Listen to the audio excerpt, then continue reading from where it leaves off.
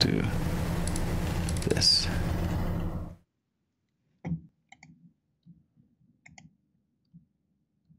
Come on. Why aren't you playing?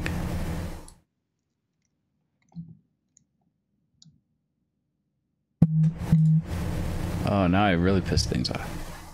All right, we're going to do the Sans music. That's fine. All right, everybody, we're back. Let's see. So we're going to kick things off right away, and because I screwed that pooch on that, we're just going to get right into the show. So, hey, you should all be able to hear me now, so that should be good. Alrighty. So, let's see. I need to... So it sounds fine, except for some fans in the background and the likes. I think I might just be picking up your computer, and it's obvious now without background music as well. Well, yeah, no, that's probably the case. I need to set up better audio gates on it so that you don't hear those in general. But at least we're up and running, so if everyone can at least comment in and say that you hear us, that would be wonderful. The other option is we could start considering soundproofing your room. I mean, we have the funds available, so we could do that. Oh, no, it's not the room issue. It's literally fans. Fan noise from, like, computers that have to not cook. And so there are issues there. But like I said, there are ways I can deal with that background noise. And I had started doing it before. I just have to continue and make it a little better, where essentially there's filters I can put into this that will allow it to not it's basically noise suppression, gate, and all these things that I just need to play with a little more. That'll make it so you won't hear anything unless I'm talking, but we'll get that at. Anyhow, welcome to the show, everybody, and welcome to the Dysfunctional Deviations.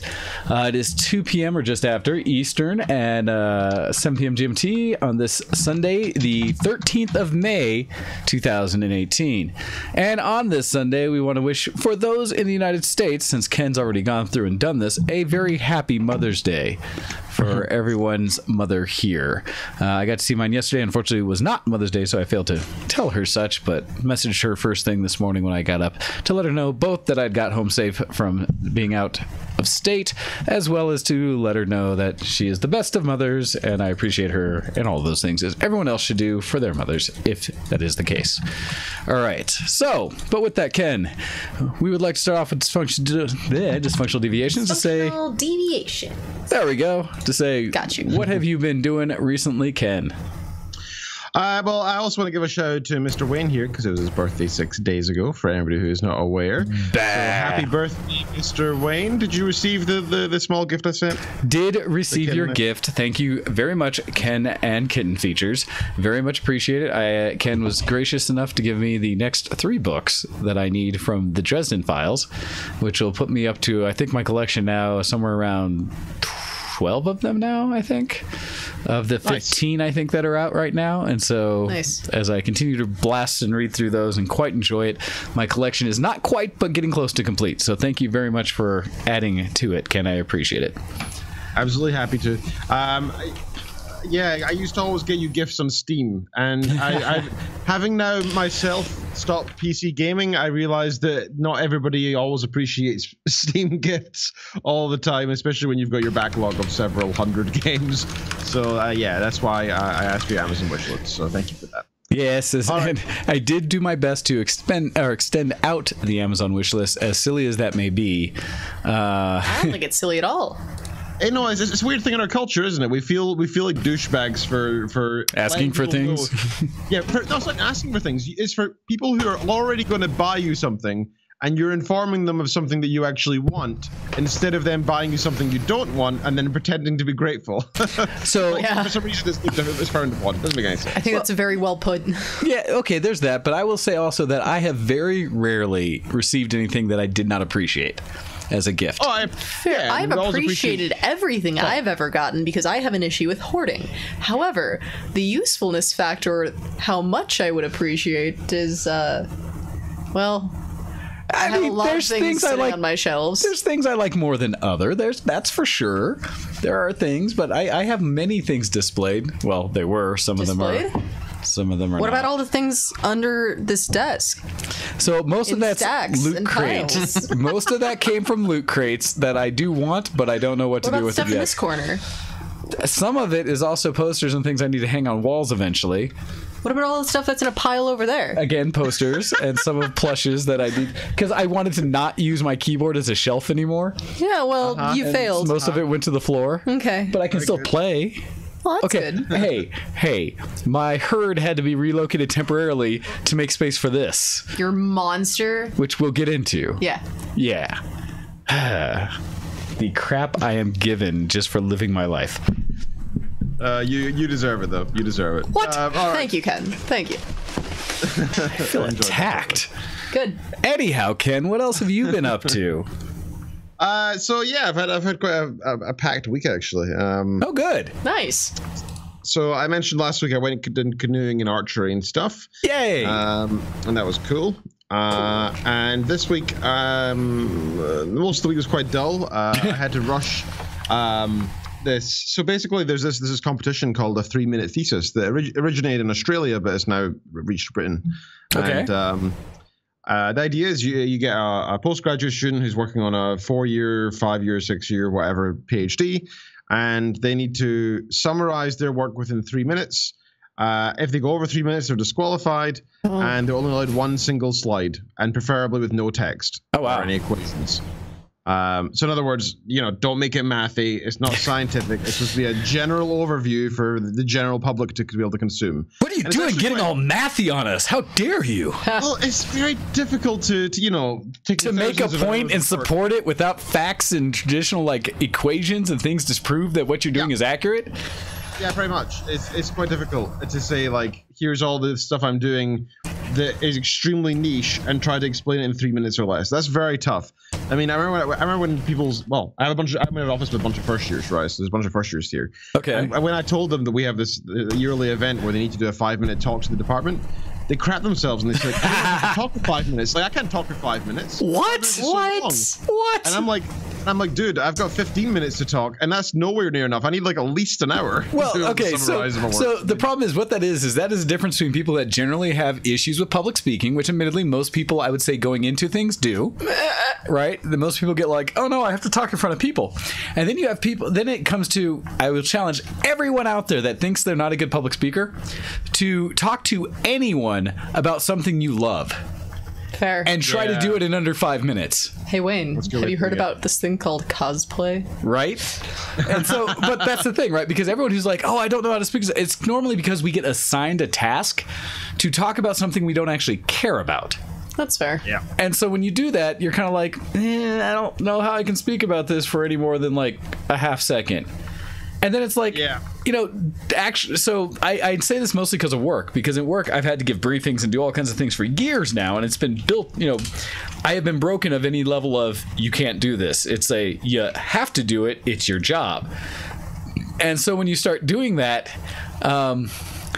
there's Wayne's in. She's quite good, by the way. I'm there to document, watch, and I don't know any of them. Sorry, there's conversation for those in the IRC and Twitch chat about Anime North coming up shortly in a couple weeks here that we're all attending, and how Copy is trying to bring others in to do karaoke night. I'm down. I'm down to karaoke. I just don't know any Japanese songs, which is every song that they do because it's all anime.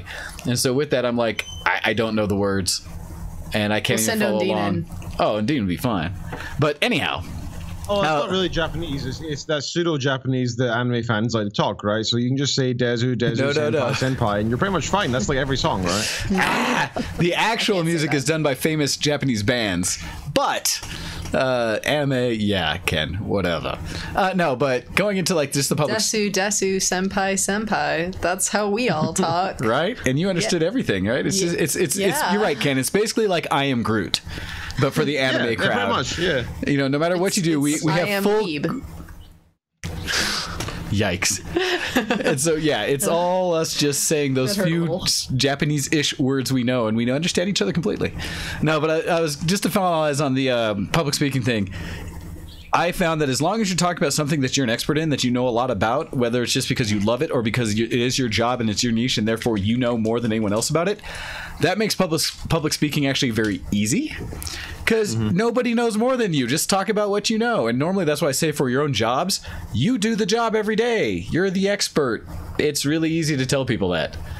Let me tell you about my time at the airport. Right? And you could probably talk about it for hours if you choose to. I really could. And so that's where I say, when people talk about that, it's more just find a subject you're actually interested in or that you know a lot about. And there you go. And so, yes, for your students or other people in the office having to give like 3 to 5 minutes, come on. Well, that's the thing. They've just begun their PhD, so they're terrified to talk about it in front of a group of experts. Okay, right. So there is a point with PhDs. It's the very beginning of their time doing something. And everybody knows with your PhD, you have to defend it, right? You have to actually go into your eventually, not like in your first. Well, not normally in your first 2 months. No, but that's still you know that going in. So of course it's going to feel a little intimidating. Like, oh man, they may like just charge in on me and tell me that you have no place to be here because we've already done all that. Didn't you even research that, noob? That's not a new thesis. That's been done like a dozen times. Get out of here. Of course, that would be nerve-wracking. That's the thing that actually does get said, right? That's something that it's not exactly uncommon. I mean, in fact, you want that to happen because it's the worst thing is for you to finish your 4-year PhD, walk into your actual final defense, and one of them tell you that, and then you get failed, right? That's not what you want. You know, you're at the start. Yeah, you want to know that you're on the right path. Change topic. That does make sense, and I agree. Yes, so fair enough. So anyway, yes. So we have this 3-minute thesis thing, this competition that I decided to take part in. I only decided to take part because I thought, I always enjoy doing extracurricular stuff. I always want to improve my public speaking, and I never actually do it in a way that's planned. You just always get thrown into. Yeah, I mean, even like 60-minute lectures, etc. I usually look at the vague topic. I'm like, all right, I can talk for 60 minutes on that. That's no problem. And I don't really plan it. And it's so funny because I'm actually doing a public lecture in 2 weeks with a colleague of mine who's been doing it for about 30, 40 years, and he's a very good lecturer. But he's on the opposite standpoint of me. Like he plans every minute. Oh no! On each slide. It's just a complete opposite mindset. Oh, I'm the same way. I will come up with a few slides to talk to as a guide to make sure I at least hit all those subjects. But to actually sit there and have to talk and those are the worst presentations I've ever given is because there's some things at work where we have they're such high profile because I'm speaking to managers or something like that, or people from high up explaining something we do, that I've had the opportunity in the past where our leadership locally were so concerned with us presenting the exact right message that they were big about like, no, you won't say these words here. You will say this word. And so I had to go through like 4 or 5 pre-briefs, and I was getting criticized down to my inflection. Like, no, you need to sound a little more excited about this bit. Or I'm just like, okay, y'all need to stop. This is not how I brief. And so those have been the only ones that have stressed me. One is yours, and 2, people have different styles, and that's okay. I mean, like, similarly, I have some students doing their presentations next week for their 20% of their grade, the final grade. And I said to them, 20% of their grade, of 20% of their 20%, I should say, is, for example, on media. And that means if they have no media, and there's no need for it, they get the 20%. And they were totally confused by this concept. I was like, well, why would you have 40 slides if you don't need them? If you're not showing me any stats or figures or equations, I don't need to see it, right? Yes, why are you making this? That's fine. Why are you making this more difficult for yourself? Yeah, just talk. It's supposed to be an informal chat. But anyway, back to my main point. They're doing this 3-minute thesis thing. And I finally sat down, and I actually worked out a script for once. And I actually read it out, and so the first part of the competition is recorded, so I had to just record myself, which is actually quite useful considering I have all this podcasting gear here at uni. So I think I have a slight advantage over most of the others. Let me listen back to that. Wow, listen to how sexy my voice sounds. That's right. It's pretty useful. Everybody else was using like an iPhone with a projector behind them, so that their slide was like kind of like either in focus or too bright or not bright enough sort of thing. I was quite lucky. So I've uploaded to YouTube as well. So if anybody's particularly interested in getting a 3-minute summary of what my work is, it is available there, and you can see what it's like when I actually script what I'm going to say for once. It's weird. Unlike every episode of our show where we just talk. Yeah. I mean, I've seen your semblance of a script. You have topics that we briefly on occasion write into our notes page, which is really designed for us to actually like what it's meant for is for us to actually like post it as notes from the show. Oh. But I stopped doing that with the audio broadcast, although I'm thinking about bringing back the MP3s for people who like to listen elsewhere. if we have links or anything that people want to click on, or and I can put them into stuff, like it's quite useful. the YouTube channel, stuff like that. So it's a scratch paper for us to do that and kind of keep to our topics each week. It's not really notes, and if you actually watch how Ken and I do this, you'll see often like Ken's not even logged into it right now, but if he were, it would be like we'd be typing up furiously between each other, like, oh yeah, let me talk about this thing. Oh yeah, this thing. I mean, that works. At least then you're on the same page. You know what's about to be discussed between the two of you. That was the goal. Yeah, but I'm really bad. I open it usually halfway through the show when I remember. like right now. Again, like we think about it. So I always try to have it open and do the things, but I try. The behind the scenes of how Show X does or does not work, just like trying to do audio things. So yes, hey there. That's funny. No, but anyhow, let's see. So you got. Oh yes. So I did a 2-minute thesis. And that was fun. That's all submitted and stuff, and I'm waiting to hear back. I think it's on Tuesday. I hear back. Also, tomorrow is a big day for me because I find out if my paper was accepted or rejected. If it was accepted, I'll be sure to talk about it next week. If it wasn't, I won't mention it because I'll be too sad to even talk about it. No. Hopefully, you will still be here and happy to talk to us about things. Yes. That's stressful. Good luck. It's very, very stressful because it's really the difference between I can comfortably pass my PhD and or opposed to I need to sit down and work for 20 hours every day for the next year. Exactly. I know what I'm doing for the rest of my life until I graduate. Yep. So yikes. I believe in you, Ken. You're a smart kid, and you know what you're doing about all this. So I'm not worried. Thank you very much, sir. So yesterday, you guys have heard. Well, at least Wayne, you know of Graham. Yes, I know Graham. Graham, my wife, Kitten Features, and Graham's girlfriend all went out to. Are they still just boyfriend girlfriend? I know that's totally inappropriate for me to ask, but it's like, dang, they've been together so long now. Because when I met Graham in person, they had just been like back together for however long, and. Yeah, I don't want to talk too much about their plans are, but they have plans over the next few years, but I don't know, but nothing's set in stone. Let's just interesting. That, right? All right, sorry, that was I want set in stone in the form of diamond, I should say. Gotcha. So yesterday, the four of us went to. I've been saying for a long time I want to go to this place called St. Peter's Seminary, which is a building that was put together in the 1970s, which is very rare for Europe in general, actually, for us to have new religious buildings. Generally speaking, every single church is a couple hundred years old. No, I say everything there is older than my country. Yes. Yeah, that's just the norm because one, there's no funding for it, and two, it means more if it's kind of old. It brings a bit more, meaning to it than people find. So generally speaking, there's no new religious buildings. But this one was actually built in the 70s as part of a sort of Catholic revival type thing. Shortly after being built, however, it was like a retreat for monks or whatever, I guess. I don't know. They lived there and prayed there and they enjoyed the countryside. It depends. Do they make beer there? Because I've always heard like monks in monasteries make the best beer. Yeah, apparently. But they, I'm trying to see if I can find it on Wikipedia here. Yeah, here we go. So it's near Cardross, Argyll in Scotland. And it was apparently built as a building of world significance at the time. It's only one of the 42 post-war buildings in Scotland to be listed in Category A buildings, the highest level of protection. It has been abandoned, however, since the 1980s when it burned down. Oh no. A tragic turn of events. What? Yeah, so it's quite sad. It got designated in 1992. Now it has no roof. It's got this weird mishmash of sort of like old and new architecture. Okay. The pictures in the Wikipedia are so clean compared to what we saw yesterday. It does not look anything like that now. Oh my god, there's just graffiti everywhere now. Oh no. But it's beautiful though. Like it's a terminated building that's planned for to be demolished now, and it's dangerous and locked off, right? So it's quite difficult to get in if you want to go look in.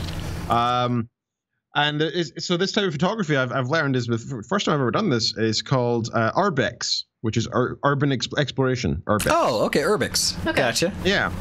So I had a lot of fun. We had a look around, and we thankfully brought torches because there's these big holes that just seem to go on forever in the middle of the concrete, going down to the sewer system and stuff. There was like clearly burnt walls everywhere.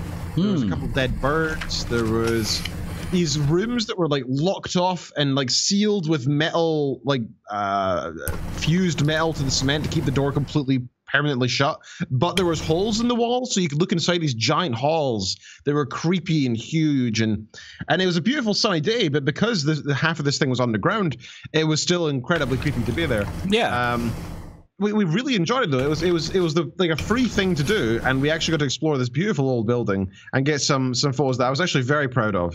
So I got a lot of photos that I got to sort of do some HDR type stuff with, where it actually worked. Because I find graffiti is kind of the only type of photography I still enjoy HDR photography with. Oh, interesting.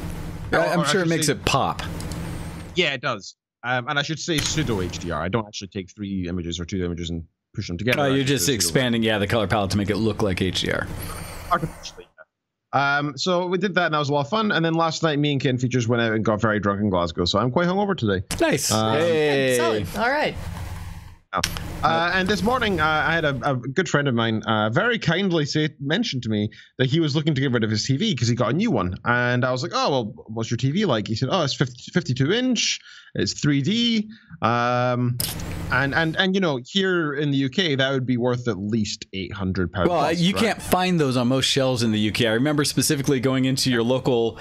Oh, I forget what the shop was called, but you know, the local Walmart-esque shop, and the biggest TVs were like 40-inch and such, just because it's like you guys don't have the space for a 50-inch or higher. Huh. Absolutely. Weird. So, yeah, it's weird. Interesting. It's annoying. So we, he said to me he was selling this, and I was like, oh, how much for? Because I was expecting him to say maybe 400, 500, and he said £50. What? And I was like, I will double that and buy you a bottle of booze. You started doing the like checking your pockets on hand. Like, do I have 50 quid in my pocket right now? Here. It sadly turned out he had 3 people in the line before me who were all kind of interested, or he thought they should have it because he knew they had smaller TVs. But thankfully, every single one of them pulled out or didn't respond to him in time, and so I got the winning bid. So I went and picked up this nice 52-inch 3D TV, Samsung as well, which is great because both me and Kate have Samsung phones. We already have a Samsung TV in the living room, so now we have 2 Samsung TVs, 2 Samsung phones. Nice little ecosystem there. Hyde, you don't understand. This is great. I feel so much better about going to go visit Ken again in the future. Because he has a bigger TV? He has a normal size TV now. Oh god. Normal size. Yes. Yours is like... Mine's only a 65.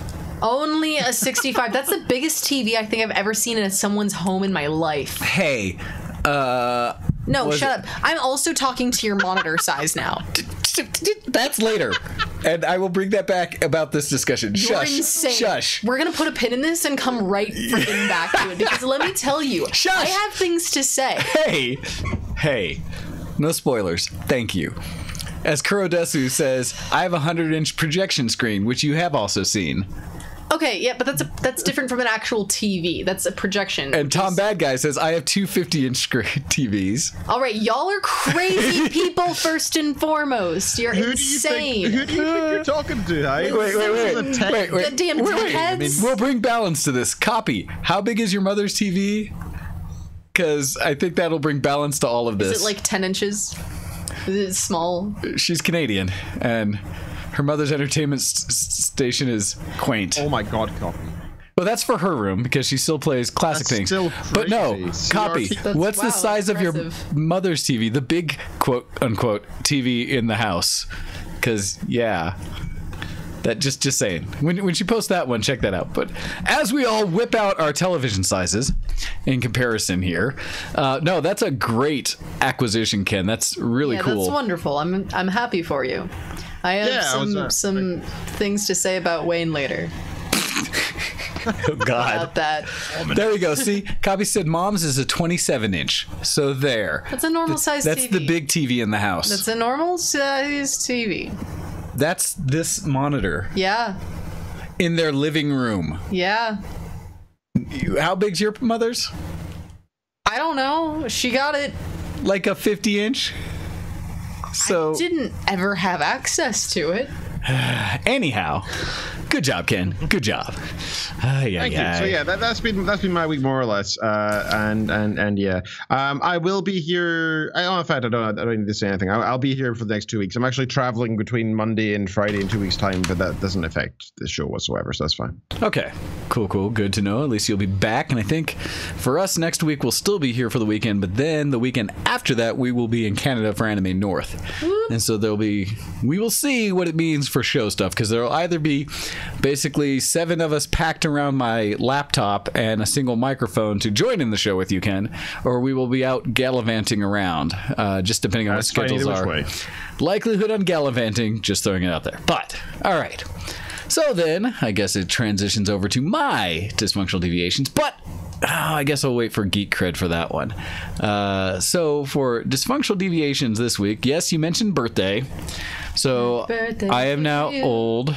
So for Wayne's birthday, we actually had planned a party that has not yet happened. Not going to happen. Don't worry about it, guys. No, it really is.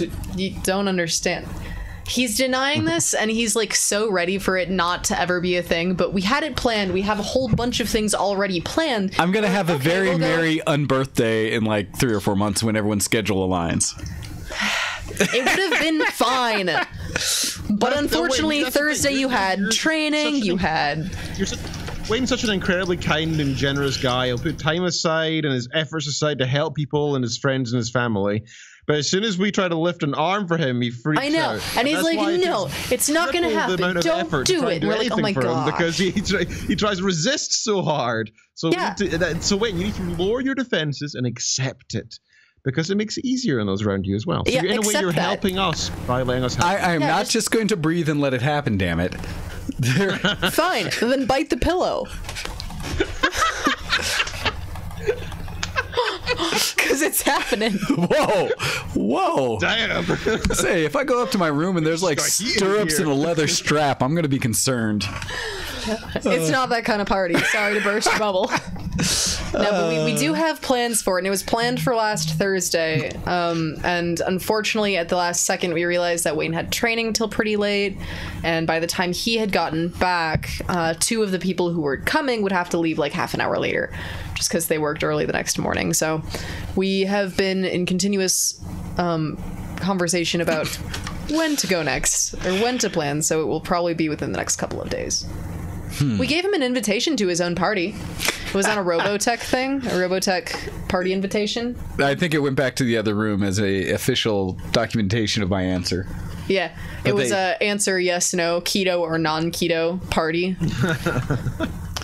They wanted to know their options for feed, and so... We have plans and recipes, man. You know how hard it is getting ingredients in the house without you knowing? Man. So regardless of that, as my birthday kicked over, I decided to initially, Sunday night going in... Blames Comic Sans. Tom blames Vista. It is not Vista, thank you. Gosh, I have enough issues with how it being Vista. It's Windows 10 and me being the only person on the world who apparently can blue screen Windows 10 constantly. And always via audio things. Yes, Ken, what? I was this close to stealing the stream and just playing something funny. I was hovering over stream when you called me, so you're very lucky the Barbie Girl isn't playing right now. I like Barbie Girl, but thank goodness for me having SSDs solely for the purpose of rebooting the computer fast enough to get the show back on. That was like the #1 reason I actually built my new SSD part of it. Yes, the pain. As we get spam of Tom's face in multiple moods. But yes, I'm back. That was fun. It just all of a sudden, like, look over, and the worst part is, and I'll get to this in my Geek Cred section, but I look over and like one of my screens is suddenly blue, and I'm just like, really? So I looked up and I could still see your face, Ken, and everything else, and I was like, you still there? You still? Because it's not like I got the massive blue screen of death across all of my screens, just one of my side screens where it's like, oh hey, by the way, just want to let you know it's not working. Crap. Anyhow, so birthday things, I ended up deciding not to go to work on Monday to let myself just kind of enjoy. And so I was going to try to quietly just stay up till midnight and wish myself a little happy birthday and then go to bed. Let me also preface that. So he had planned this quiet little thing, but all the while was like expecting to be sad. like the entire time. Was just like, I'm just gonna stay up till midnight. Just celebrate my birthday. And me and Undine and Matthew are just like sitting there because we haven't given him the invitation yet. And we're all just like, because we had just been talking about, we just like refixed some things on it because there was a bunch of things on there. So we just like quick retyped it and we'd printed it out. And we're just sitting here, and I'm sitting in here with Wayne and being like, oh my God. And he's just, you know, you guys don't have to do anything. You know, it's fine. I don't expect, like, I don't want anything. And we're like, we literally have this huge event planned and I can't tell you yet. And I just have to sit here and watch you take this. Because we have this huge thing planned and it's gonna be fantastic. And continue. I feel very called out right now. Yeah, I'm calling you out. Regardless, I was just gonna stay up to midnight and like have a nice quiet drink and While being sad. and wish myself a happy birthday. Alone. Because you're being sad.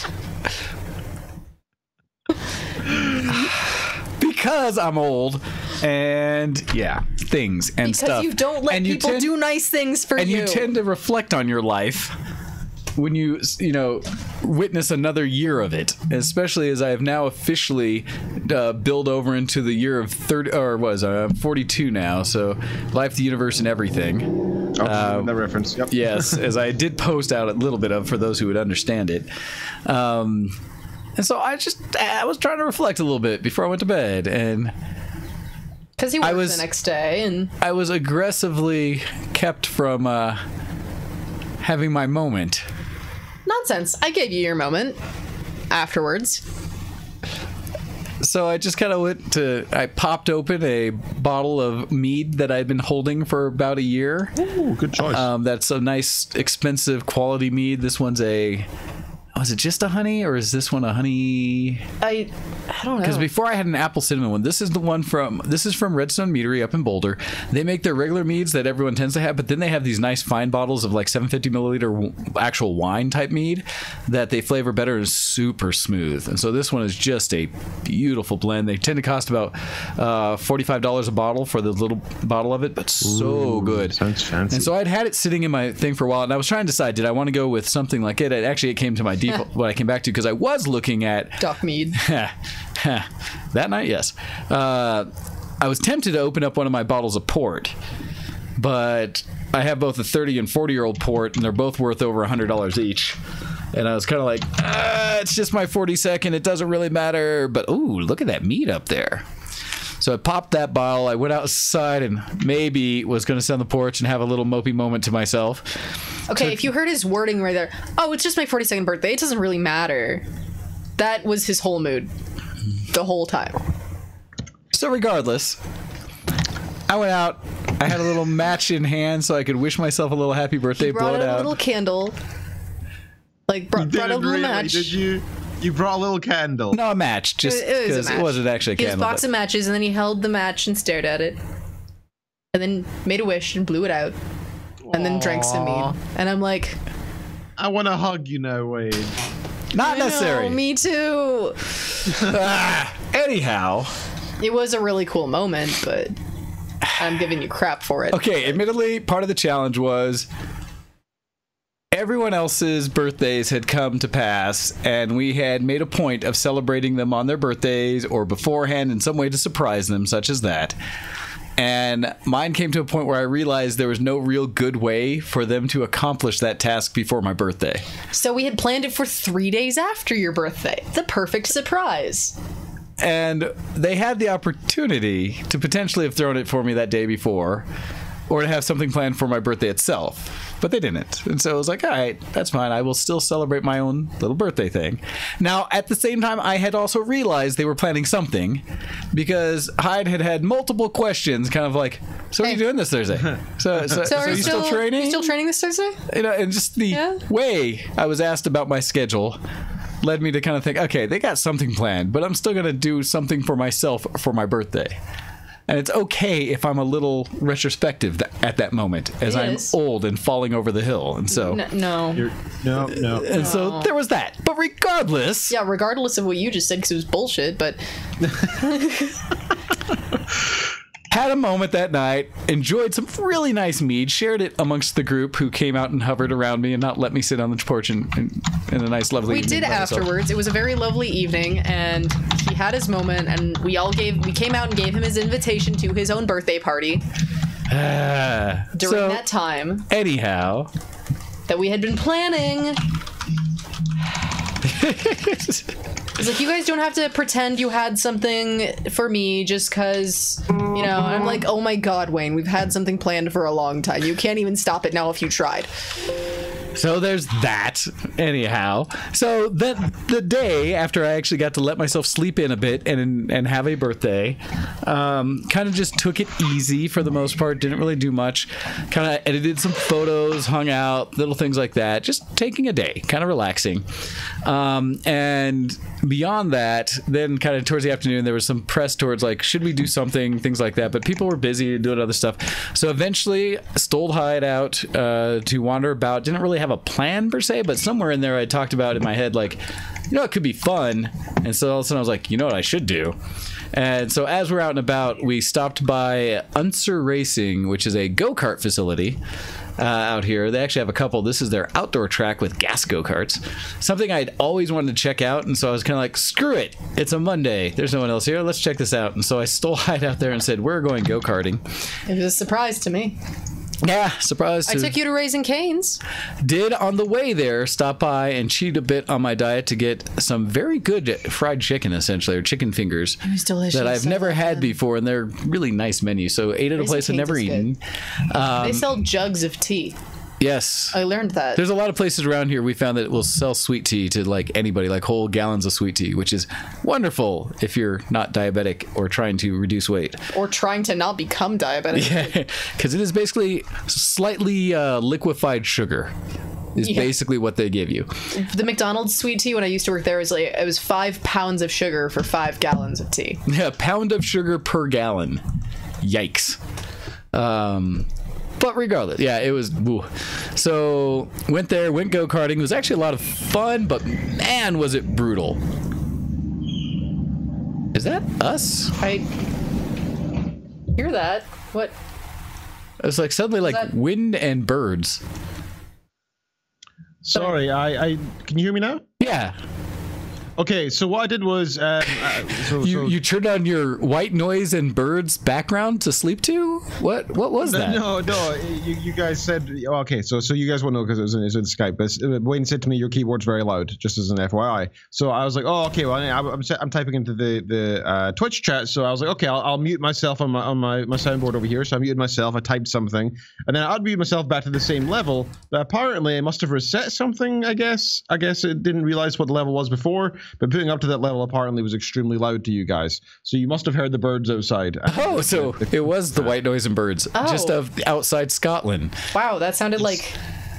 Well, I was worried for a Wow. moment because my window's open because it's nice and cool out, and due to changes in my current status in the office, things get a lot warmer in here, and so I was trying to mitigate that. So you heard earlier like some cars go by and someone revving their engine, stuff like that, and normally I won't do that if the planes are out and about because they are tremendously loud regardless. Shake the house. Yes, but so I was concerned. I was listening like I didn't hear that on my end, but Yeah, so yes, Ken, that must have been what happened. All of a sudden we got high gain on your end. Yeah, I'm glad to know the microphone is powerful enough to pick up the birds in the tree next to the window, which is closed. Yeah, like, nice. very clearly. Oh, I'm going to be very wary of like my mouth breathing. Well, you sound wonderful right now, so it's all's good. I love it. Anyhow, but yeah, no, all is good. So, as we continue forth, let's see. Oh gosh, would you stop it, silly ads? So we went go karting, and then later that evening, essentially what we ended up doing was going out to have dinner at a restaurant that I quite enjoy, called Domo, which is a Japanese style restaurant that is very much it is a old restaurant. It's been around in Denver for 20 plus years, but it's one that is designed around kind of a traditional country Japanese cuisine versus city style, and it's very authentic to the point where I had been multiple times and quite enjoyed it. I was happy to introduce it to all of the group, to Hyde and to Zenko and Akko, because none of them had been, but Zenko and Akko had read about it before when they had first moved to Denver and kind of something on their list to do's. And I know I enjoy it. Hyde? It was delicious, and not only delicious, it was gorgeous. The atmosphere of the actual restaurant was transformative. Like you thought you were somewhere else. It was amazing, both in food and experience. Yeah, it's a very much you go I there. really want to go back. We shall, but it's one of those that you have to like plan for because it can get costly if you don't pay attention. But it's nice because it's old school Japanese style. And it's weird for people that are used to like traditional Asian cuisine, which is not traditional at all, but just kind of what, at least in America, we've blended into just being like Asian fusion throughout. So always the same kind of dishes. This has some, and not all. Kuro, it's called Domo, just Domo, and it's out on West Colfax, right if you get off 25. It's on the south side of Colfax, southeast of 25, or east of 25, south of Colfax. They and it's right now hidden because there's something construction there where they're building new apartments or something that is hiding it, so it's now hidden behind it. It used to be that's all you would see coming off of the bridge on Colfax, but it's down there. And one of the things they don't provide, which people are usually used to have, is any kind of sauces or seasonings outside of the dish itself. And so you order it to taste initially, but if you want, there is nothing else. There's no soy sauce or anything like that on the table, salt and pepper, any of that. I didn't want to add any to my dish. When you order correctly, the dishes are beautiful. But some people will order some of the dishes that are a little bland, but that's how they're supposed to be, and then think they're going to add some more flavor to it, but there's nothing to add. And so I did that once where I had something like, this is nice, but it's really really mild and could use a little more. Mine was perfect. Oh, this time mine was wonderful. I want to think back on it and cry.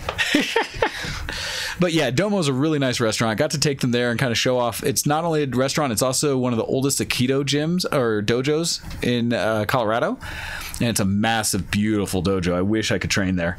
And so it's also interesting because a lot of the students who go to the dojo will also work at the restaurant to kind of earn some of their keep and things. And they have some programs where I think you get to live and work there the whole time as a full immersion kind of thing as you're training martial arts. So it's really neat. Definitely a place I recommend for people. And so we went to there for dinner. That was quite nice. I actually got my cousin out of the house as well to join us. His first time ever having Japanese food. Ever using chopsticks. His first time ever using chopsticks. And she picked up very well, literally. My cousin is special when it comes to anything that is, as he'll say, anything that takes dexterity, hand-to-eye coordination, he's actually quite good at and picks it up well. Plus, we added the motivation of food. Yeah, because there was no forks present. So if he was going to eat, it was going to be with chopsticks. So he pretty much said, well, I'm hungry, so this is happening. Yeah, time to learn. All right, here we go. And I give him credit. He did really well. He did. He absolutely got, all of it. He was doing chopsticks like a champ by the end of it. So good for him. I mean, that's half the fun, in my opinion. You should eat it like they traditionally do eat it, so you can have the full experience, right? I mean, that's half the fun. And that's how I feel. And so he did a really great job. So I give him props for that. And we just had a really wonderful experience throughout. Domo was great. And so after that, had to actually try to transition, go to bed earlier that night, just because I did have to work the next day. So did that. But birthday was chill and fun. And it was different because normally for any parties or anything I've had to do for my birthday ever, I've had to plan myself.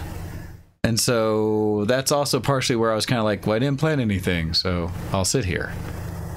It's just a weird, feeling, just because, again, I'll been tell you how the party decades. goes next week. It's not going to happen. But beyond that, let's see. Did the birthday thing. Had not as much fun things where I had to do...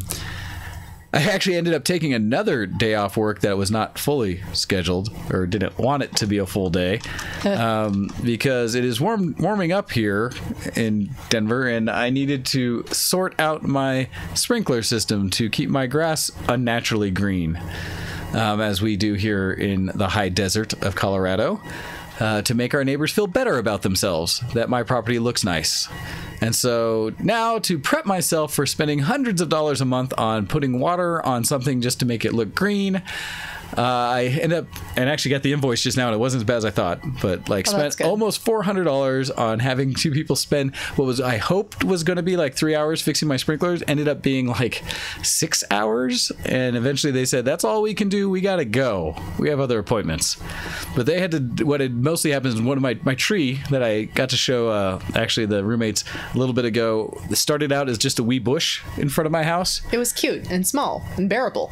Now it is like the entire front portion of that part of my house. There is no front yard. It's all tree.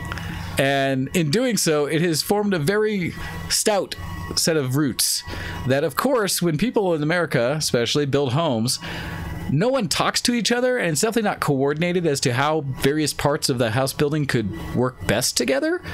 Each one is just concerned with their part of it. And so, very big example of that is yard, where after the house construction's done, they just kind of come in there and slap the sod down and like sprinklers and stuff like that just to where they're supposed to be, without really taking the time to make sure that they're doing it in such a way that everything's going to live longer or be as optimal as it can be. So when I've had to replace parts of my yard, I've had to like dig up huge rocks and cement that were buried just like an inch under the grass. Like they just put sod over it.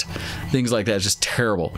So the tree, and it's nice because Crow's like, that tree has grown awfully quickly. He's seen it over the years. Yeah. It grew, and apparently the sprinkler guys had put the hoses that go around to the front of my house essentially right next to the tree trunk that got planted. And so, again, not talking to anyone else as to how you could root it nowhere near vegetation that's going to grow.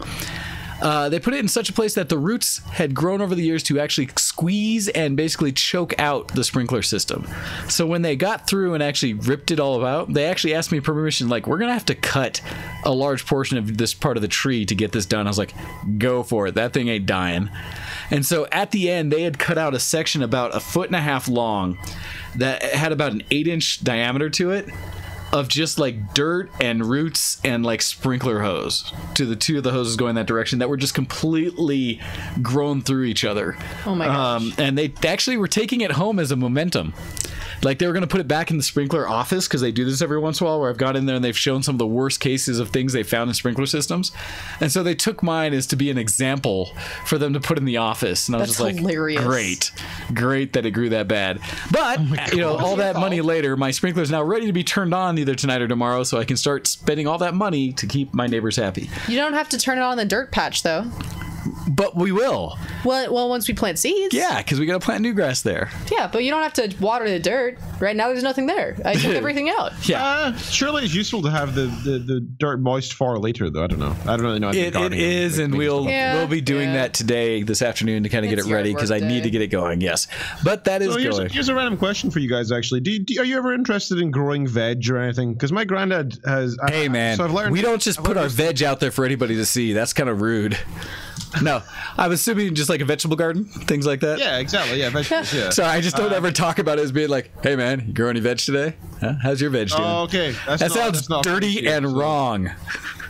Okay, now I understand. That's not a phrase here. I wouldn't have gotten that. No, it's not. It just sounds that way as you clip it to say just veg. Okay. It's just it made me go like, "What?" But vegetable garden, actually, yes, I have thought about. In fact, because my granddad, as it turns out, he grows onions in his back garden. He spends like hours every week looking after them. And I said to my mom today, I don't quite get it, because you can buy a pack of onions for like 25 pence, and he's spending hours doing it. So clearly, it's not actually for the economical reasons. It must be for the the enjoyment of actually doing it, or the flavor that comes from having your own homegrown stuff or whatever. So does it interest you, or are you allowed to? We are allowed to, and I am interested. The way I'd like to do is actually growing a raised garden, because we have so many varmint around this parts, mainly a bunch of rabbits that need to all die. They're vermin. No copy. They are not cute, adorable little things. They are plague-infested vermin. And so in order to keep a garden, you have to keep it off the ground or wired in or some way that the rabbits can't get to it. So my solution I want to do, and is actually after watching Sir Pencer make one back in the day, is build a raised garden where the dirt's all set up there, and I actually can make a controlled like sprinkler system for it off a hose. That way I can position it right where I need to for the optimal sun for whatever I'm growing for it. And I'm actually, now that Hyde and I were in the background, we're kind of looking at it. I don't know if I'm allowed to do that in town, Earth, and I don't know if the rabbit's clean enough to do that with. Interesting. Thoughts, though. I could You trap could rabbits. easily set a trap in one of your window wells. They like going in there to die. Oh, I've had anyway. like 3 or 4 die on my window wells just because they like to commit suicide the hard way. I have saved at least one. I gave one an access out. The other one that went in there, I tried to do the same thing and they chose not to. So that was their own fault. But yeah, I can make rabbit ladders or something. I don't know. Little vermin. I need to cover those window wells. But essentially, I do want to. I just don't know what I'd grow. I'm thinking tomatoes, like lettuce, especially what's the leaf lettuce we like to get? All the Not kale. no, God, no. Kale's not vegetable. Kale's like, I don't know, warm dirt. I don't know. It's terrible. Warm dirt. It's just not good. Why would? Ugh. And so, well, and admittedly, and I think I've talked about it on the show before. One of the things I'd love to do, and actually, if I make my own rain garden, I could probably do it myself. But how they have the, what is it, the robotic gardener? I remember that, Ken, that I showed. They had it's basically taking the tools of a 3D printer, but putting it over a garden where it can actually drag the head over the garden to water each individual spot, and actually has attachments where it can reach in and pull weeds and stuff like that. And so I would love to have one of those, except they cost like $3,500 or more to get one. But that'd be amazing over a raised one. I'm starting to think what it would take, but it's the attachments that would suck. But anyhow, so yeah, I do want a garden, and for me it would be because certain things will grow well. In fact, our first attempt is sitting in my window in the kitchen right now, and one of them's kind of growing. I don't know which one is which anymore, but I think I might have accidentally drowned one. We have 2 little pots of plants that we're trying to grow some herbs in. We're trying to grow catnip and mint. Because if mint gets established, that'll grow anywhere. It's like a weed. Yeah. But then you can put in our tea that we make all the time and stuff like that. It'd be wonderful. So trying to grow some mint. And the catnip we're trying to do to treat the cats, although I don't think they deserve it, but... Yeah, they don't. They don't. Little But, shit. yeah. So there's stuff like that we thought about and would do, admittedly. So we'll have to see. But I would like to make a garden. All right, I realize after breaking the show multiple times and going through, I've been talking just nonsense this whole time. But, all right, so yes, yard stuff is happening now, and thankfully Hyatt has been helping and doing a lot of the yard work, so I can try to not be the bad neighbor this year. Oh. Also, I had an opportunity to take Hyatt, and we did some martial arty things. Got to go to the seminar reason we weren't on last time, where we were up in Boulder training with Anshu Stephen Hayes, as he showed us some great ways to be, well, he didn't get into the specifics of it, but to be invisible. And yes, Yaku, so basically joint manipulations. It was supposed to be on invisibility and the idea of ninja invisibility. What it ended up being was everything is a Yaku. Everything hurts. You can make everything into a Yaku and feel pain. So again, Yaku's being joint manipulation. It's one of those things that Like I would not want to actually show on air because I don't want anyone to try to perform them with others because they can hurt significantly. And if you don't know what you're doing, they're designed to break limbs and to break joints. But essentially locking something up in such a way that it locks your wrist, your elbow, and your shoulder all up so that now it takes very little effort or motion to cause severe pain, discomfort, or balance changes in a person's body. So we did do a lot of Honyaku. We got to include a hanbo in it, so a short stick to make that even worse. But just a whole weekend Hanbo hone. From Friday doing My favorite. meditation, which was its sort own of levels pain. of like interesting. Yeah. Because meditation for me is a challenge, but something I give effort to. And some of the exercises they do are not things I'm necessarily comfortable with, but do want to give its proper due. So went through meditation on Friday, kind of prep for the weekend, and then a lot of training over Saturday and Sunday.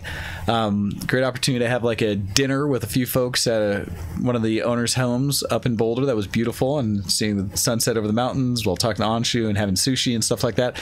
All of that really nice experience, really wonderful. Absolutely. And it was Hyde's first seminar and first time actually seeing and working with a lot of different people in our art. Yeah, I don't see other people when I train. It's all just here. Yeah, it's just my little private training group, so it's just us. Other than some of the people I train with, our buddy Mike that comes down has helped a little bit, so she's had some opportunity there, but this is the first time, like, look at all these other people that train this art that you don't know. Yeah, it was really interesting because I don't get to train with. So oftentimes when I am training, it's just us training on the thing together, so no one's able to watch it and tell me what I'm doing wrong or anything. So it was interesting having that experience, which was really cool. And I will give praise to my student, my one student, that did very good for especially all the kind of like being thrown into it. I learned a lot of things that we had not yet covered. That was the other challenge, because in Anshu seminar, our thought process at least is, why bring out the creator of your martial art to teach stuff that you already know or that your instructor already knows? Why not use this as an opportunity to learn new things? And so we brought Anshu out to actually teach very high level things, but he's also amazing because he was able to show exercises and techniques that everyone could do, all the way down to a brand new yellow belt like Hyde, who was basically the lowest belt there. And I was the lowest belt there. Don't say basically. There was no one below me. we had a lot of black belts there, a couple of green belts and blue belts, one red belt, and Hyde as a yellow belt. And so If you're unfamiliar with how martial art hierarchy works, that's like the belt. My belt is right above the white belt. It's like the belt after you decide, like, yes, I'm actually going to try this martial art, and I'll stick with it and put money towards it. Yes. And it's that belt. Yes. And so with that, she was the lowest belt, and in doing so, the challenge is a lot of the techniques that Anshu was showing have some level of kind of acceptance that you've already done certain techniques and Oh, things. yeah, okay, so this is a basic move of this and this, and I'll, like, look over at Wayne, and he'll be, like, shaking his head. He's like, we haven't done this. Because at the basic level, we don't have people getting thrown to the ground, and we don't have people having to deal with joint manipulations, because that can scare people away from the art if they're not sure how to receive it. I'd got to experience all of that in a matter of 2.5 days, essentially. So if she trains with me again, it's a good sign. But essentially, yeah. It was fun. I did enjoy it. And my wrists hurt very badly, but it was good. Just discomfort. Things that go away quickly. Yeah. But yes. You get to learn the level of your flexibility. My wrists still hurt, but for different reasons. We'll get into that later. Ha! So all of that, yeah, I kind of did all those things, but did ninja stuff for the weekend, which was a blast. That was a lot of fun. And then this weekend, I just did a blitz up and back from Nebraska to see family, because it was also our yearly... My uncle Jim hosts a middle school track meet event in Nebraska, state track meet. I've talked about it a little bit before, but my family, so my younger brother, Earth Weaver, who's in chat, as well as my father, all at times, and Earth kind of took the leadership role in this. He does it all the time each year, but we've helped him on occasion. This year we all got to come back together again to shoot photos for this track event, which is great because one photographer for, at times 5 or 6 events going on at once, very difficult to perform. 3 of us covering it. I think we got at least a picture of every kid that was there, and there were like a good 1,000 kids there, kind of deal, for all the different events. But huge track meet that's set up in a way that should not be as good as it is, but because my uncle and a lot of my other uncles are big into track and they know some pretty top people, including some Olympic referees and stuff like that, they've actually had better like refereeing and stuff at this middle school track meet than they have at most college events, let alone national stuff. And so we went and helped with that. Like I said, I drove up Friday night, shot the event all day Saturday, and drove back last night first thing, got here back like just after midnight kind of deal here. So a little punch drunk from all that, but doing all right. But that was a good time. Yeah, as I was saying, shooting track meets by myself sucks. It's like shooting a wedding by yourself sucks. Shooting it with, some event like that with so much is ridiculous. And so, yeah. Oh, gosh. But as you guys are talking about the martial arts piece. But yeah, so did the photography. I think I took about 1,700 photos. Earth, did you ever figure out how many we took as a whole between our father, yourself, and me? Because I'm kind of curious how much coverage we got. Now, granted, some of mine are burst shots because it's action, and I use the full extent of my 7D being able to take, 10 frames per second or so, or 9 frames per second? Nice. And so at some of the shots, it's just, kids going ready to throw a discus, and I can time it where I'll get the front of them, but I tend to hold it down and get a burst, so I get as their face is coming around as they're spinning to as they're releasing, which is nice because I can get some shots that are usually really cool of the disc still in the air just as it's leaving their hand, or as the shot put, they're just throwing it so it's arcing up in the air so you can see the shot itself while also getting a picture of them. So I do some of those bursts for the action. Track events where they're just running in hurdles and stuff, you can kind of do one shot at a time. But I know a lot of mine are burst shots, so hopefully that'll actually reduce down to somewhere closer to 1,000 shots total versus like the 1,700. But that's ridiculous. But Joe's Earth saying somewhere around 4,500 total. Nice. Because he had 2 bodies, I shot one, my father shot his, and his is a full frame. He shoots a Nikon D800. Is that right, Earth? But it's a full frame Nikon that he's had for a little while now. And so at the same time, Earth and I will talk about our lenses and our shared stuff and things like that. And we look at our dad like, heathen. You with your Nikon over there. Why? How dare you? Yeah. But regardless. So that's what I've been doing that hasn't been geeky this week. I definitely need to start as transitioning over since I don't even think I'm going to play a song since my audio's all jacked. I'll have to figure that out later. But yes, it is time for us to talk about geeky things. Did you have anything else you want to talk about, Hyde, before we transition? Nope. Because I know that's geeky. Yeah. All right. I got a new job, Starbucks. Yay! So there's that. So Hyde is not only doing the Color Me Impressed fashion, making shirts, things like that and everything, as well as potentially coming in to back us up with our Level Me Up Consulting to be our social media expert as we continue to expand roles and do multiple types of little jobs and facets around. I live in the internet. Has also decided and been able to get out there to become a bit of a barista for coffee making, and has actually learned a whole bunch with what's going on with Starbucks, and in doing so I'm learning so much with that as well. And so yeah, coffee mixology. You are more than welcome to share your coffee knowledge with me, because I am only self-taught, and so I'm always interested in hearing, and I'm actually quite jealous. Nice. All right. Yeah, it's been really fun. Like, they gave me like a little coffee passport and everything, so I can like write down how I feel about each coffee and tips or whatnot that I want for myself to make and drink it. So basically I can like go back and reference different blends, like, oh yeah, I thought it tasted like this when I had it, so it's really cool. Actually, that makes me Starbucks is a weirdly whole excited works. I love it. Yeah, same. No, it's really cool. So bringing more of those skills into the house, which is nice, and just learning more about it. So hopefully that'll settle in and figure out schedules and things like that. But new transition there with additional work. So yeah, so congrats. Barista at Game Fest means y'all got to stop using the freaking normal coffee maker. What's wrong with you? Hey, I got that thing because people were dying and they said they all wanted coffee. So I spent $10 somewhere but this last to get a time coffee we had maker. a Keurig, and then they still pulled out the huge old because brick they're coffee comfortable thing. with that. They can make a pot and keep going and sipping off it. You'll just have to make their lives more expansive and All right, better. I'll help you guys. We'll make coffee. I can grab my mom's espresso machine and can really get down to business. Hey, there was a time I had one of those nice full-on, like, you know, the steamer and everything kind of We have machines. one of those. What? We have one of those. I do. Okay, I was gonna say I used to, but eventually that I thing say we died. in reference to my mother and I. Sorry. Okay. I was just like, when did that get into the house and I missed it? And so yes, There's a lot of things in this house that you don't know about. Dun dun dun. Homeless man in the basement.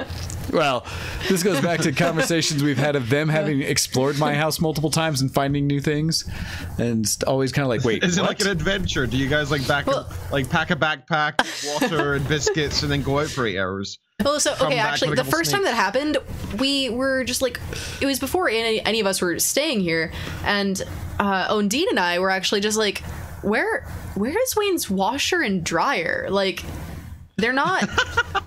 Like, because we've been all over the main level, like we've been in this house multiple times, and none of us really knew where it was, and it, like, we didn't even need it or anything. We just, the idea occurred to us, and we're like, wait, where is it? Because there's like he has this mudroom area where it would make sense for them to be, and Traditionally, where people would have it on the main level. yeah, and they weren't in there. Like, we went in to quick check, and so Wayne had just left at the time, so we were actually in his house alone, and so we're like, well, wait, where is it? So we went looking all over. So apparently he actually has them upstairs in a room, like In the laundry room. but it's upstairs. So that clothes never have to transition between floors. You just And it was so confusing. take your dirty because we're clothes like, into the laundry where room and then is back his to your room. laundry. Like, we went down into the basement because we're like, is it down here? We just didn't know where his freaking laundry machines were. So yes, they went hunting throughout my house trying to find my washer and dryer. We've knocked on a couple walls, finding out where hollow points are. They were kind of curious, like, do you have hidden stuff in this house? And The answer admittedly, is yes. I did show them a little bit of I have pictures from my house when it was first getting built and it was just framed. There are several places I can put hidden spaces and have plans That's cool. to. Like, not quite a whole room, but definitely storage. You know, or sunken in shelves or things like that. And I do have some plans for that. Just You slept in there one Game Fest? wait, What? where? Kuro. Oh, in the laundry room? Yeah. I could see that. Yeah. I thought you meant one of the holes in the wall. Like, That's what I thought at first too. And I was like, wait a Well, second, none of those are open. None of those are open. That's all right, hidden Kuro. basement chamber? Yes, I did, because during that exploration for the freaking laundry machine, we saw a light switch because I didn't register that there was a door there because there's things over it. And so I turn on this light switch, and through a vent in the wall, I see a light come on the other side of the wall. And so I'm like looking through this vent, and I'm like, oh my god, there's like a whole area over here that there's no access point to. What the frack? We had a great time.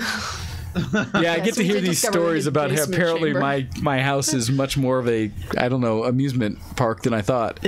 It's so, yeah. Interesting. And I could build some of that stuff in there. I just should. Yeah. It'd be fun. I have some thoughts. But regardless of that, let's continue on. So, good. I do actually have an email to read as we get into Geek Cred here. We actually have two, because I forgot to read the one last week. I didn't see them in. So I've got one sitting there from last week as well. Wait, one beyond Agrius SWs? That's the one I was looking at. From the 6th of May, yep. Yeah, that's the only one I saw. Oh, yeah, that's it. Okay, cool. Okay, so yes, this one coming to us from Agrius SW says, Geek Cred, greetings once more, almighty sirs of the show with the X. Agrius SW here again to share some Geek Cred. A few years ago, I helped kickstart a project presented by Harebrained Schemes for a game called BattleTech. And at the end of April, the game went live, and I'm having so much fun playing it.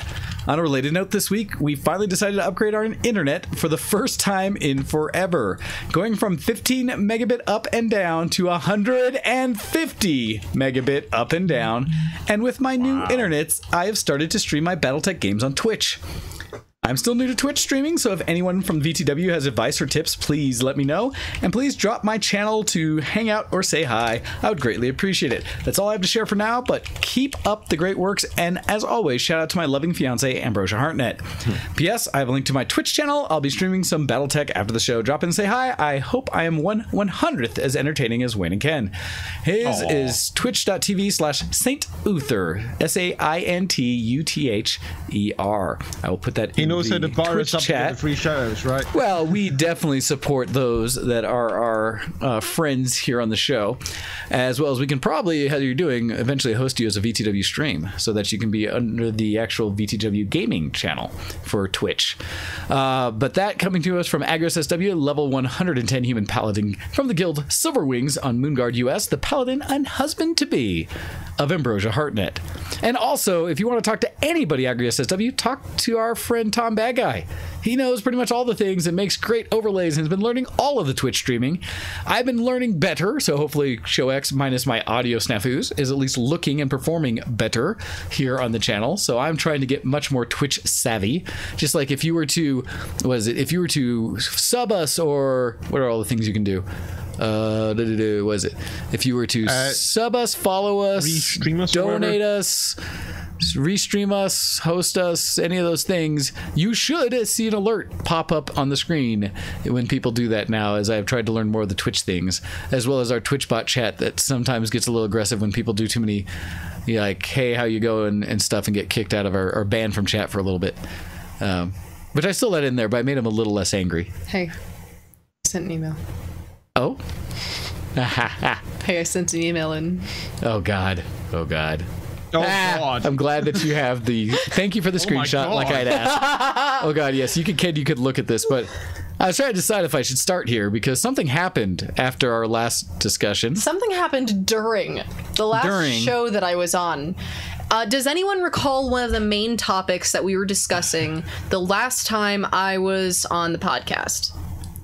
That came up, and that started becoming a main part of distractions for me. While something that is noticeable, especially when you're streaming. Something that sounds a lot like...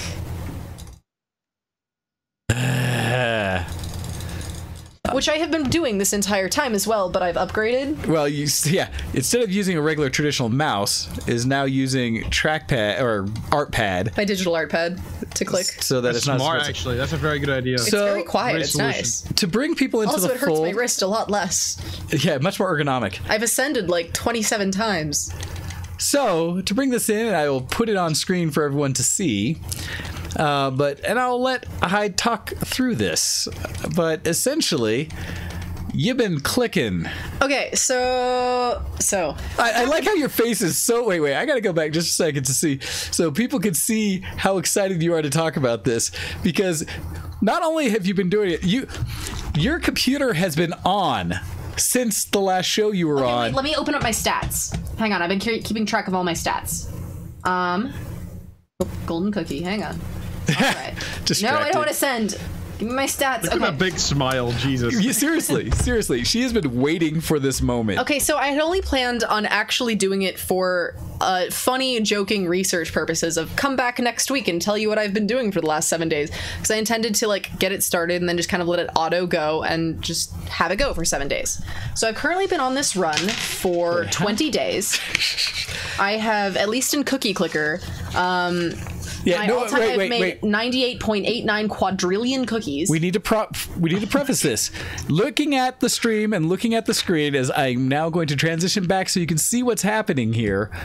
I also want you to understand that there's not just one clicker game on here. So I'm playing 2 clicker games at once.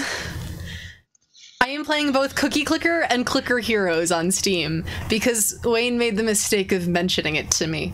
Well, because she was showing her clicker game, which is the Cookie Clickers one. Which is hilarious. And I was kind of like, well, here's the one that we started with that started this whole nonsense. And she's like, oh? And decided to start checking that out as well. And then I come over to look at her screen, and there's both running side by side. Yeah, so I just have it split screened. It's going great. So basically, Cookie Clicker, for those of you who are unfamiliar, it is a clicker game, but it actually has like this really long storyline thing going on. Like it's some weird Twilight Zone-y stuff starts happening. It's great, and if you want to play a clicker game, I suggest it. However, I am beginning to fill with self-loathing. So as all clicker games will do to you eventually, by the way. Yeah.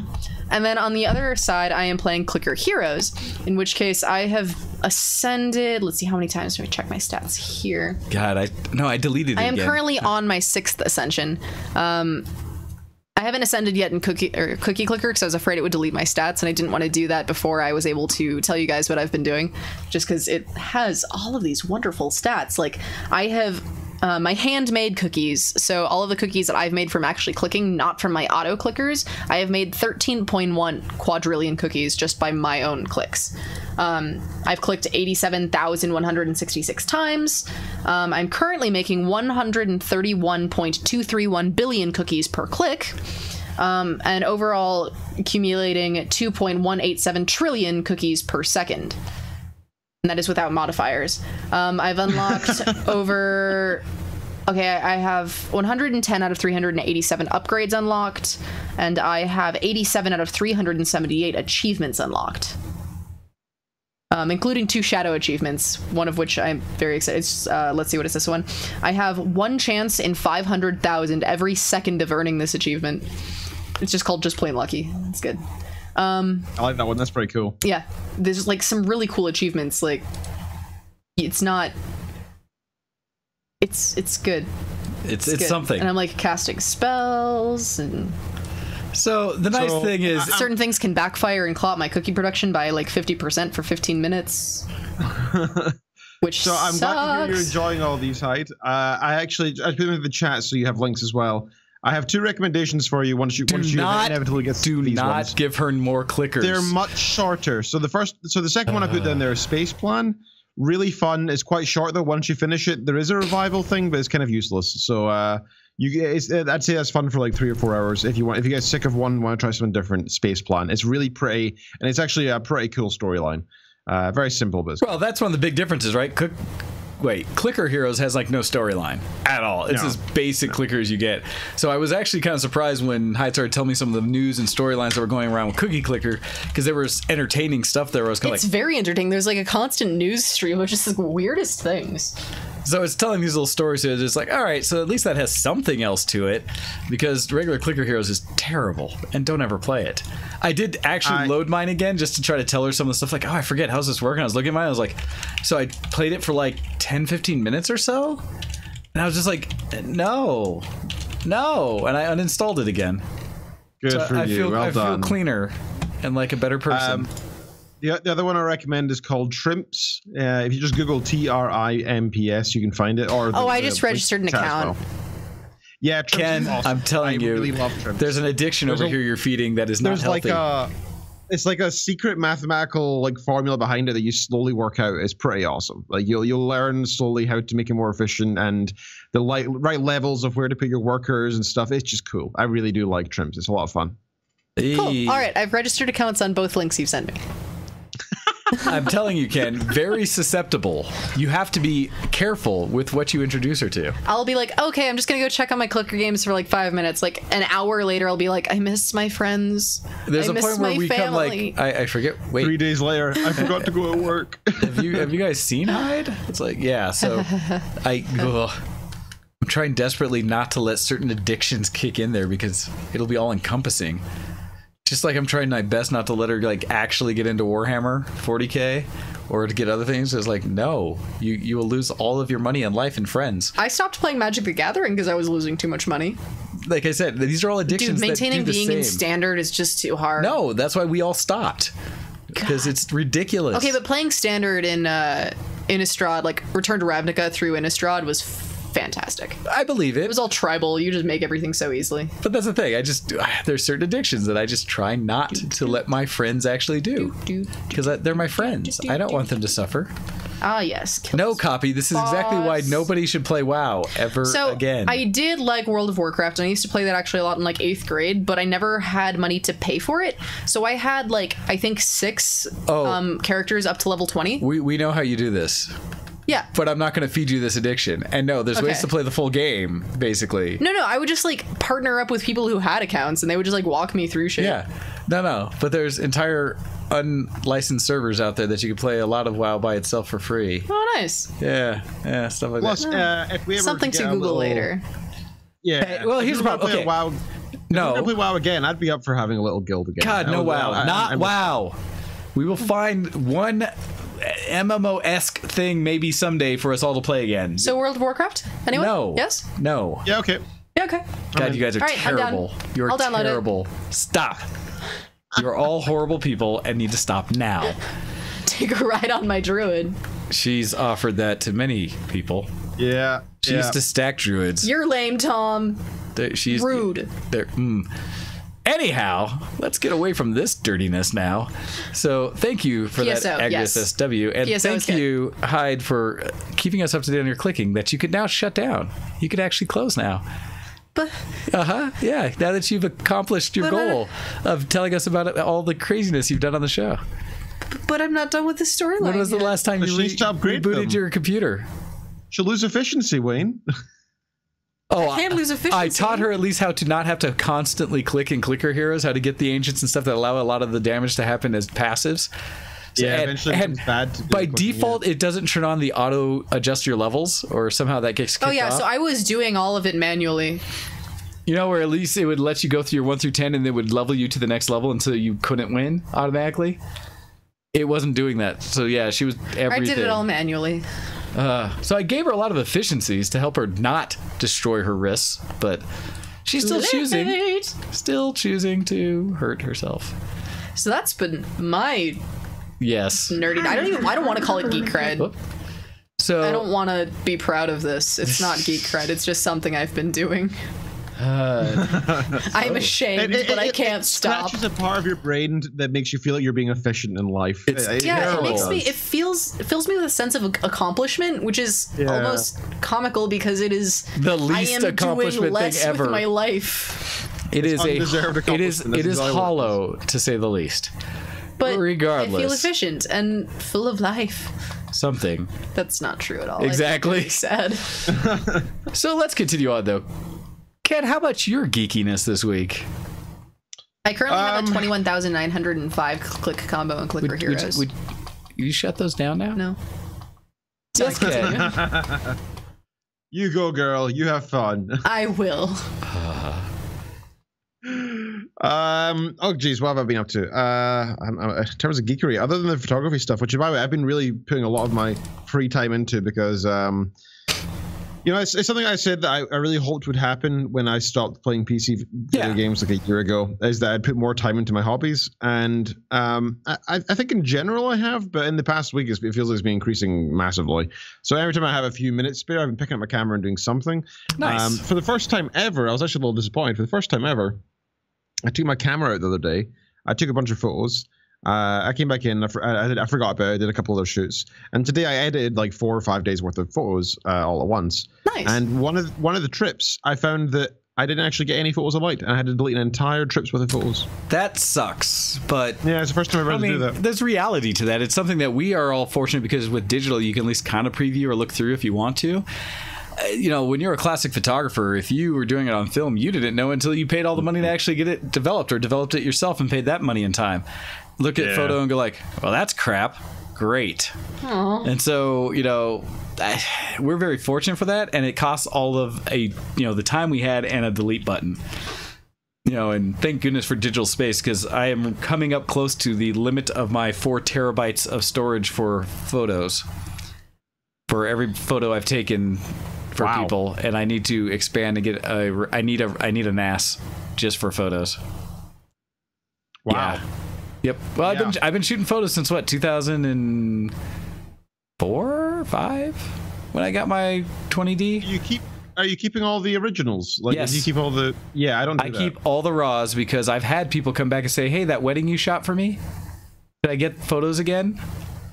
And so I've been able to go in, and because I've significantly improved in my editing over the years, That's true. I've gone back and actually made some pictures that were like, I looked back and was like, ugh. I went and was like, I wonder, played with it again. I was like, hey, Nice. this is much better than when I was a child. And so, hey, I have like almost 20 years of experience now editing photos and doing stuff. I mean, well, officially probably like 16 years, but I may have learned something over the years. Yeah, I'm just saying that I don't think you were a child then. I know, I'm old and terrible. I didn't say that either. You're, oh my god, you go in the opposite extreme. You open that door. You open the door, sir. You open the door. All right. I'm on Ken's side here. So what else? What else? Yeah, I did a bunch of photography. That was cool. I'm proud of myself for doing some. I actually got some shots that I was really proud of this week, and it's unusual for me. Usually I have some shots that I'm like, I know other people would say they're good, even though I don't think so. So I'll keep them. Like that kind of fair. That's like the middle ground that every photographer must at least reach to be able to be a photographer. Because otherwise you'll have no photos, right? So you have to at least understand that others might like these photos. So keep them. Sometimes. Yeah, but I actually got a couple that I was really proud of just because of the lighting, and I really do like that. That makes me really happy. No, it always does feel good, and for me, it's rarely the shots I'm taking. It's usually after the fact that much later, or when I've gone back and kind of seen some shots that I've been like, oh, those are actually really good. Oh, those are mine. Oh, I did good. When did that happen? Yeah, Nice. Yeah, it's nice. Makes you feel good about yourself. I've been watching art. As we both stop, like, Dead no, silence. no, not like clicker Just games. immediate dead silence. No. Oh gosh. It's like somebody saying, like heroin. Yes, it is, in the worst ways. I miss my family. So, no, that's great. Shoot. The other thing I want to mention is I've been watching Orange is the New Black again. Oh, nice. So I watched it a couple years ago the first time, and I'm rewatching it now. I only got 2 seasons in or so before. Now I'm near the end of season 1, and I forgot how well done this series is. It's really quite enjoyable. It really is. I think I only made it through like halfway through season 3, but I was really enjoying it. That was one of those I that think that's just as far never, as I got. Yeah. never hit my radar as when I cared to see. I was like forced to watch it, but it was good. Yeah, surprisingly good. It talks about a lot of social issues in a kind of exaggerated way, but it's pretty good. The other thing I watched, I should probably mention in passing, is I went and saw a little film in the cinema called Avengers. Oh, Nice. hey! Hey. Now, And I would love to do a spoiler talk on that, but let's not. We have to not, because we're still within a window of people not having seen it yet. Yeah. I have a certain number that I could give everyone. Would you stop? 14. Just stop. 14. I've talked to you about this. You stop. You can determine the significance of that number. Anyhow. You might even miss it. Actually, so to specify, you might even watch the movie and not understand what I just said. So that's totally fine. I get what you mean, or I can assume what you mean. Just surely by the fact that I know it's a spoiler, which kind of implies what the thing is probably hinting at. Anyway, I saw Avengers, and I hadn't seen Black Panther, nor had I seen Thor Ragnarok. So I haven't seen Those are pretty vital. They help a lot. Those were pretty vital. So there's a couple things I was confused at. So these are spoilers for those other films, I guess, technically. Yes. I was confused as to why Thor was missing an eye, but I guess, he lost an eye, so I just sort of left it at that. I was confused as to why Bucky, Metal Arm Dude, was just. You mean the worst character in all of the MCU movies? Yes. I was wondering why. Yeah, the emo guy. I was wondering why he was hanging out. Black Panther. Well, it's a combination Black Panther, but it's actually the end of the last of Civil War. Yeah, the end of Civil War, and then they do a brief thing at the end, like the after credits thing at the end of Black Panther. Is that the end of Black Panther? Mm-hmm. Because I thought, that one has it too, but at the end of Civil War, that tells you why he's there. Mm-hmm. I've seen that. So that was mostly in post-credit. Yeah, it was post-credit, just a real quick, like, here's what we're going to do with Bucky now. So that's where he came in, but yes.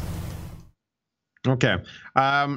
So I watched it, thoroughly enjoyed it, and this is how much I enjoyed it, and this is hard for me to say because I've gotten a lot of crap for this in this past week, and it makes it hard to say this out loud.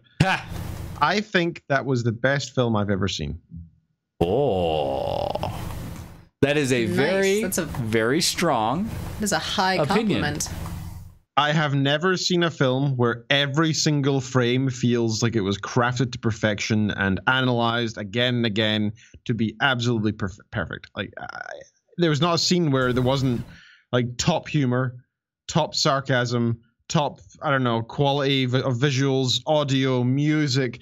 The fact they managed to mash these, which to me feel like different franchises, together into one film and make it meld so beautifully.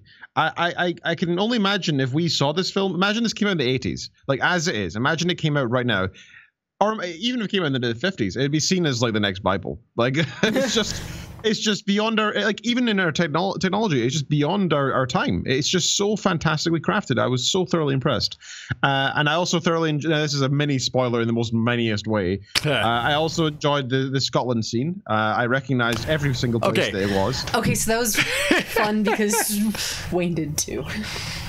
I may have commented on that exact moment, like, I've been there. I know exactly where that is. He was very excited about it. He's like, I know this corner. Well, it's like the statue right in the middle of the square. Yeah, I was right there. I know exactly where they're at. George Square in Glasgow and Edinburgh train station are the two main places, right? So that was really cool. So the Glasgow one especially, because going up is basically going up the hill, right? All the way up towards Castle. And so I saw that and I was like, that's where we were. That's where Ken took me. It was great. So I did have a moment there because admittedly very few films are filmed or on location in Denver. Yeah.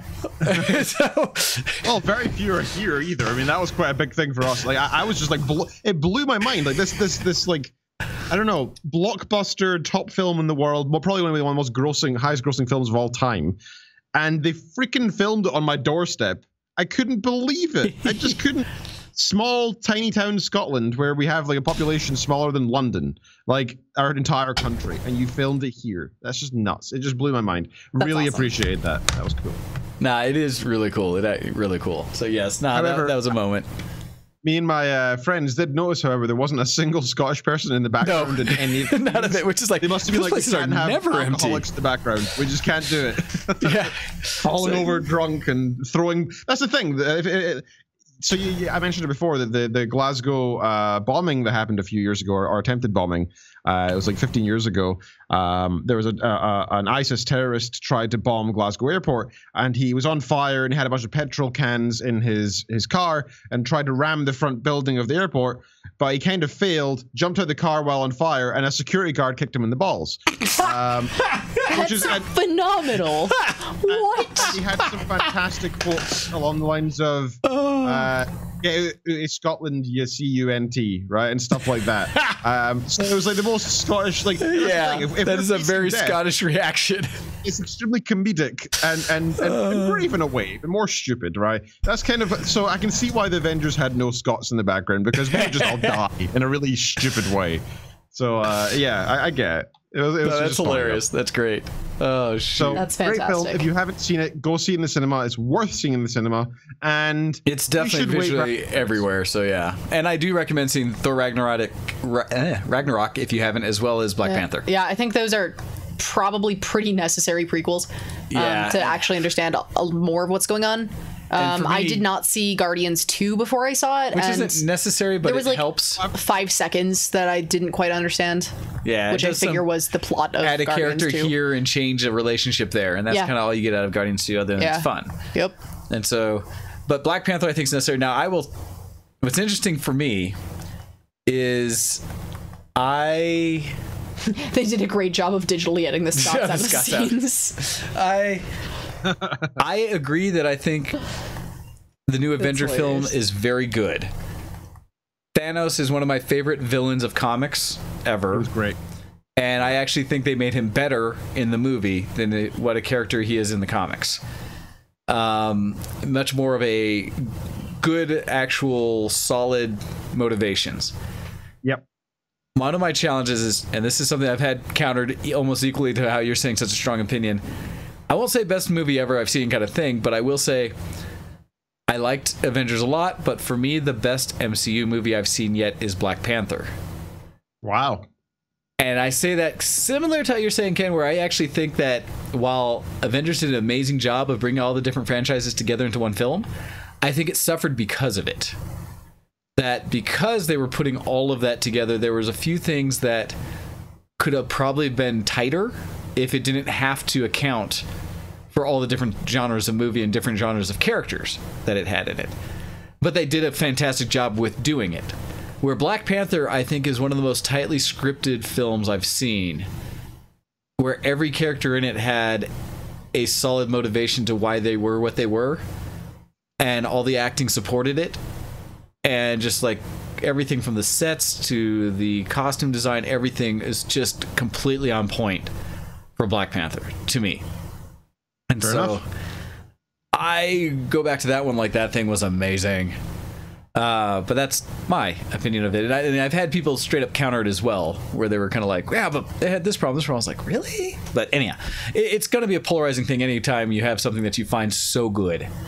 And so it'll be interesting to hear what others think. And when we get our official, we can talk about it kind of thing, maybe in another show or two, that we can sit down and say, this is the one. If you're here, sorry, you had enough time. Send in your emails to showx@videorevolutionist.com to tell us your thoughts on it, because we are very much interested in hearing your thoughts. Please, no spoilers. If we see a spoiler, we will not read that part of your email. Yeah, but if you want to spoil it with us in mind of just discussion, feel free. But if we're going to read it, yeah, be aware.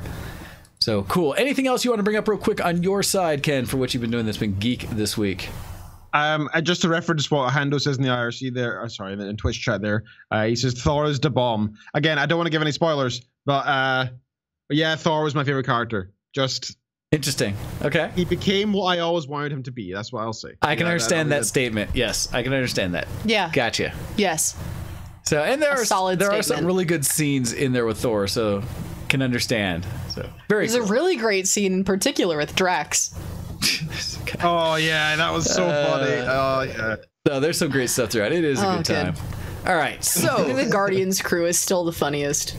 they bring that up very well. So changing Good things jokes. over to what I've been doing geek, because I know there's a few things I should probably bring up. Yeah. One of the ones, just real quick, is that I've been doing more 3D printing, and one of the challenges I've had recently is my go-to source for material changed. So normally I would go to the candy store here locally and get Inland brand filament, which has been a great thing. We're getting it for like between $15 and $20, depending on which kind of one. And you get a deal on it if you spent more than 30. So if you get 2 rolls, you could get like $6 off or something. It was great. We were getting filament for a really reasonable price and actually being able to make some profit on things we're printing.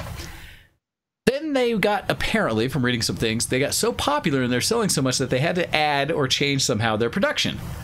And so they went with a different producer to kind of do the base chemical composition and put together of their filament. That change has been noted, because where I used to be able to just print it like 205C and it would do just fine, they actually put a sticker over some of the new boxes of Inland that just like upped the range, that said like, you should probably print this from like 215 to 225 or 205 to 125 or something, versus what it originally said of like 195 to 205.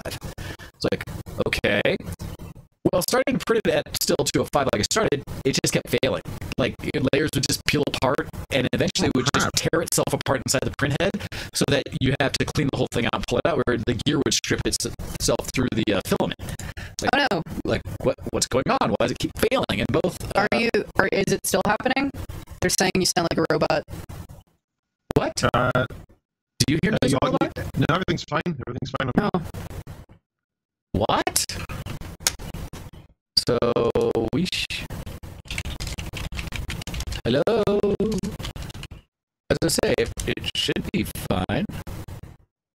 Real quick. no. Okay, real quick. Let me listen to it. Well, I'm gonna restart the audio engine and see if that helps.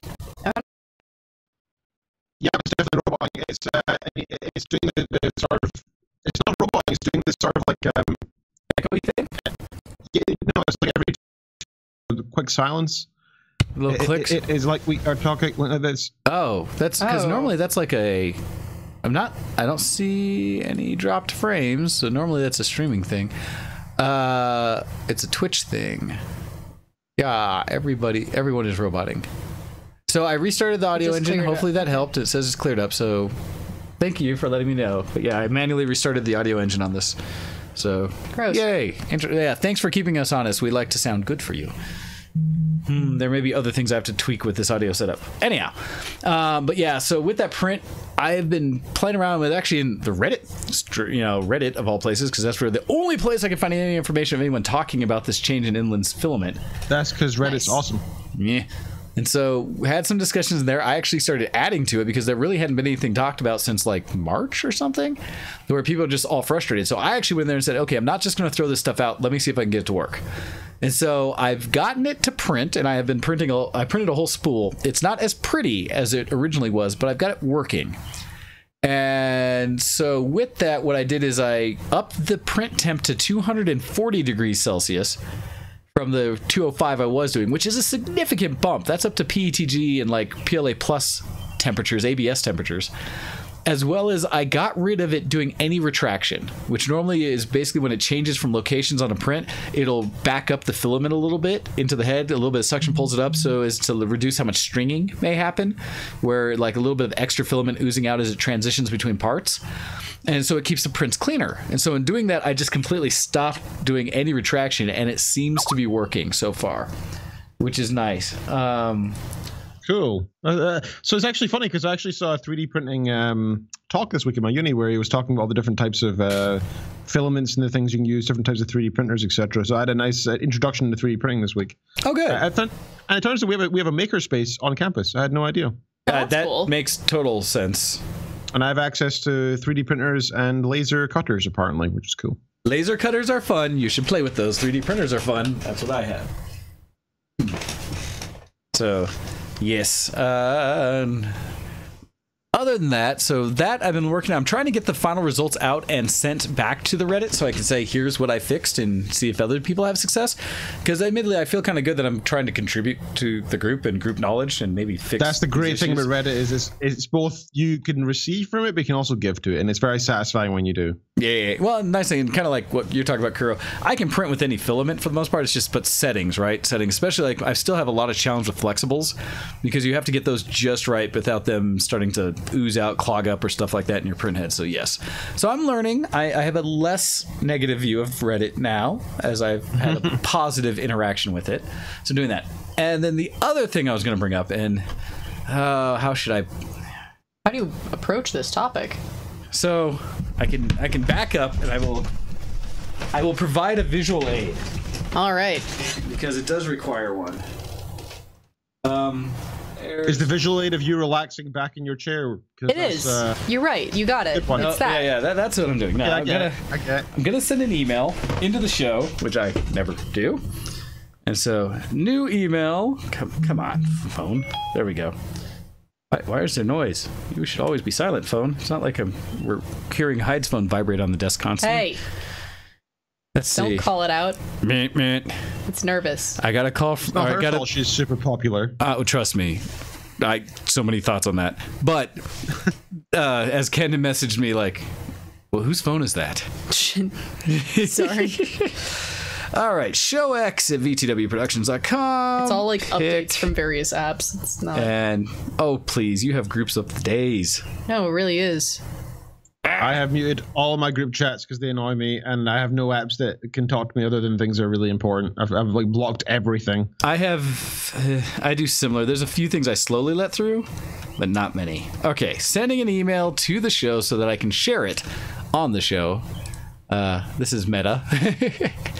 So hopefully this will show up here. Similar to what I ever emailed the show. Well, that's a funny thing. I tend not. I email links that I find from when I'm like going through news apps on the phone that I've actually found Gamer Chat, the things that I want to talk through the show on. So that's normally what I'll do. So while I wait for this to show up, oh, there it is. Never mind. So Ken, you can look at this as well and get an idea. What you're seeing is my desktop right now as I do the show. And so I will share this for everyone to see, that this is a picture of my desktop, and I guess, what do I want to say? Calling out specifically that in the image, you see my desk in here, but on top of it, my main monitor, most people might distract as not being a monitor, but it is. So Ken, I don't know if you're looking at the image or not. I can't see it. I'm trying to look at. Wait for Twitch to catch up for me. Oh, I was gonna say, or you could look at the email. Oh, I see it. Oh God, that's huge. Oh my God. So I might have talked before how my father had acquired this for me from his hospital because they had an insurance claim, because actually there's a problem at the top of it here where it's gashed. And actually, it's kind of like leaking down a little bit with this some of the material in the thing, so it's not actually perfect anymore. And using it in a hospital when you're viewing medical like X-rays and stuff, you kind of want things to be perfect. And so the insurance claim allowed them to switch it out with a new one, and the updated version of it, I think, costs somewhere around like $60K for the new version. Oh my God! So this is a medical grade Ezio, is it Ezio? EZIO, I believe is the brand. Ezio Monitor, and Ezio. It takes two. This is a 4K monitor that is 56 inches, and it weighs 110 pounds. Because it's not like a little backlit LCD. It's meant to be a professional heavy grade one that is on all the time. So I didn't have it for the longest time because I had to put feet under it, which are now on it there that you can't really see, but that I finally found online that could actually handle it. And so when you were talking about acquiring a new television, I just put a bigger monitor on my desk. Jesus. Now with that, I think it's cool. I will say what's cool is you can edit photos in real pixel value now. Not quite, because it's only 4K. I need an 8K for that. But I have been, now that I have a 4K desktop, although I had to go through some machinations because I had to get an active DisplayPort adapter, because this is an older monitor, so it only takes DVI, dual link DVI, which it takes two of them to be able to run 60 hertz at full 4K. Just bandwidth limitations of the standard.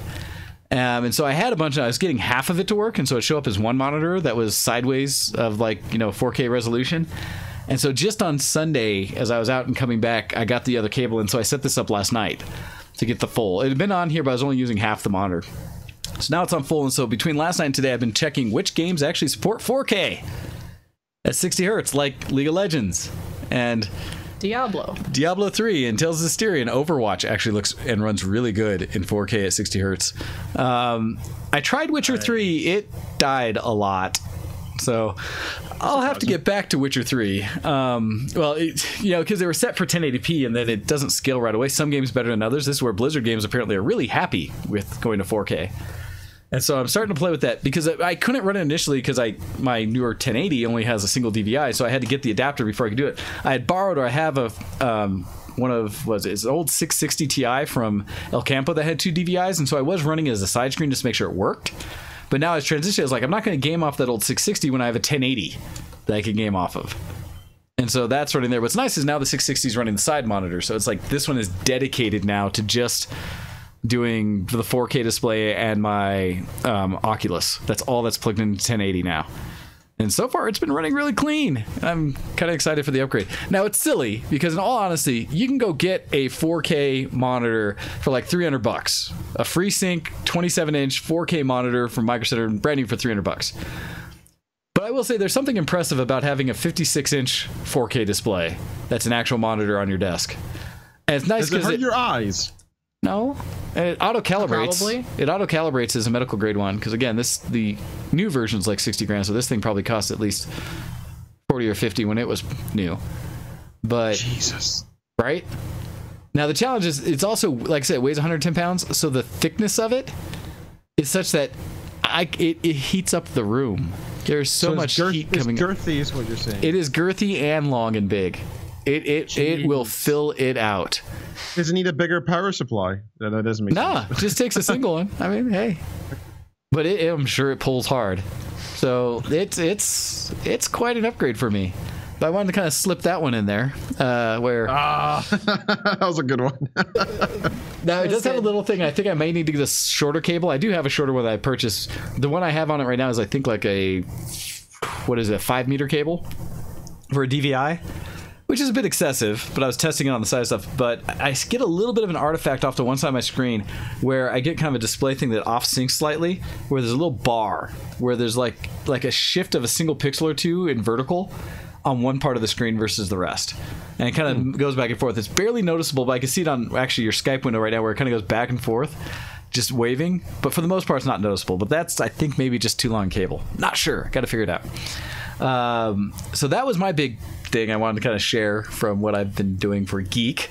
The other piece of that is, like I said, I did the 3D printing. So I'm going to be testing over a while what it takes, what I can use 4K for. Right now, it means most of the show is on this screen, although I have other things on the side. I'm trying to balance it. So more things might be sliding over to the show, or to the main monitor for doing the show. We'll see.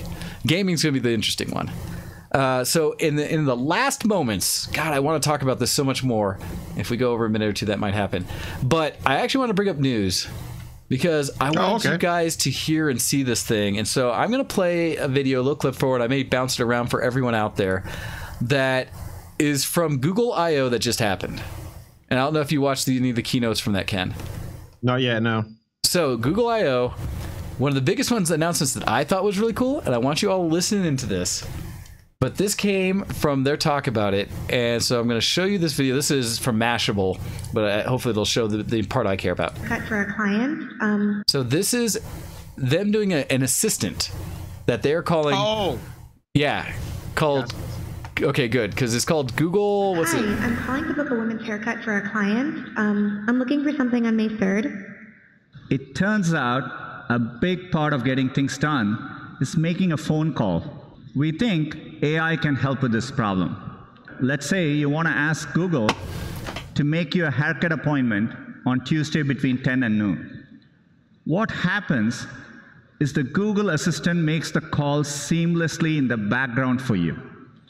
So what you're going to hear is the Google Assistant actually calling a real salon to schedule the appointment for you. Let's listen. Crowd. Oh yeah. Well, I mean, this is cool. This is fully an AI, a robot. Hi, I'm calling to book a women's haircut for a client. I'm looking for something on May 3rd. Sure, give me 1 second. Sure, what time are you looking for around? At 12 p.m. We do not have a 12 p.m. available. The closest we have to that is a 1:15. Do you have anything between 10 a.m. and 12 p.m.?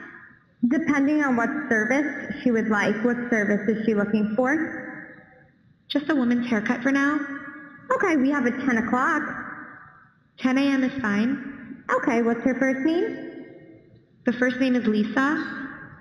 Okay, perfect. So I will see Lisa at 10 o'clock on May 3rd. Okay, great. Thanks. Great. Have a great day. Bye.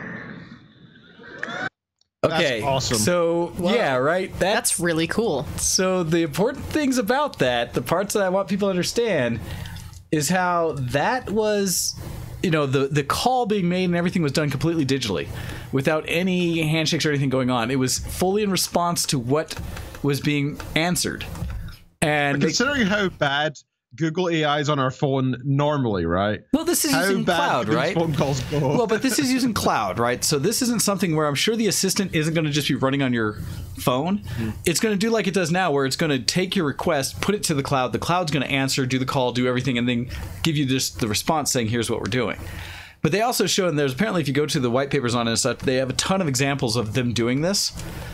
And one of the comments I heard, because I actually listened to Twitch for the first time, Twit, This Week in Tech with Leo Laporte for the first time in like a long time. I love his show. He's been podcasting longer than anybody. And he was talking about it a little bit, just the idea that, someone else on the show is basically saying that it sounds like everything is a little, not racist, but they really focused on testing it against ethnic challenged, like English. Because they have a few examples in there where the person you could barely understand, and yet they were able to monitor and get it together and actually get through the whole thing. But it's neat because it seemed like they were focusing on that as a challenge, which honestly, that's literally that makes perfect sense considering the past problems they've had with photo recognition and ethnic minorities. Oh yeah, right? No, it makes sense to test against those groups because that's the hard case. It's just, but a lot of the examples they showed were also that. Really, they should just talk to drunken Scots. If you can get through that, you could understand anything. That's implying they're trying to even make sense in the first place. But I am really impressed by this assistant. And what is it called again? It's I forget what the actual assistant's called. This one is Duplex, Google Duplex, if you want to look up more on it. But this is one that I was just like, this is really cool. And some of the other examples they show of it kind of having some challenges with people, its responses were so interesting. And it was contextually accurate for what it was trying to do. And there were some great discussions about the good, bad, and uglies of it. I do want to know in general what people think. Are they excited for technology like this? Because the big deal was it didn't sound like a robot. It did not sound like an AI. It sounded very natural. And they talk about in the keynote how they specifically added the things like the ums and ums and yas as responses to make people feel more comfortable with it, as though it was a human or close to. Because it also said they use it as a way to cover the gap when it's thinking, when it's still doing the algorithm in the background before it comes up with an answer. Smart. They'll be like, and then that's a give human an answer. thing, right? We do the exact same thing. That's why we hum and haw. Yeah. And that's the kind of the thing they did, right? They mimicked it directly off of how we interact. And so some people are concerned because are they getting too close to human? No.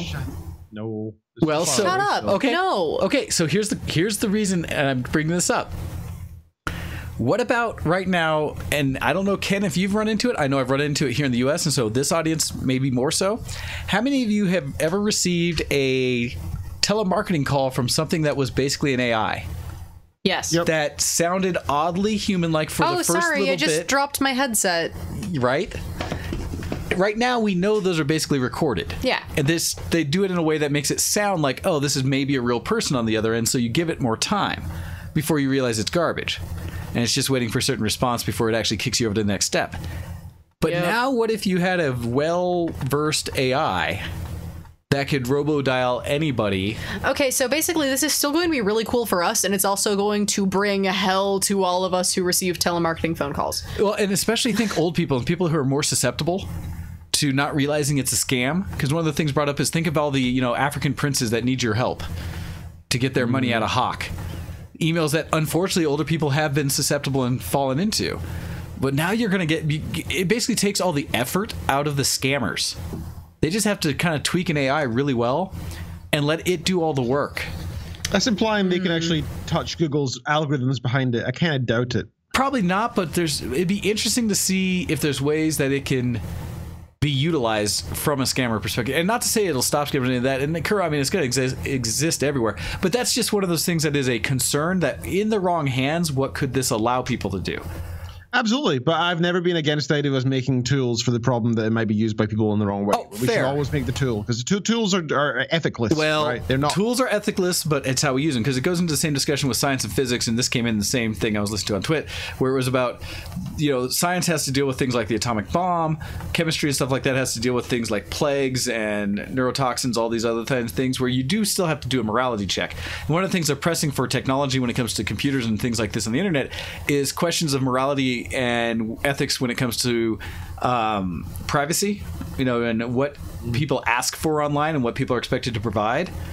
And just in general, those kind of interactions of people manipulating you in that way, and whether technology is now making it easier for them to do. It's an ethical discussion. Not to say that it's wrong, but it's something that hopefully developers will keep in mind as they're building these new technologies.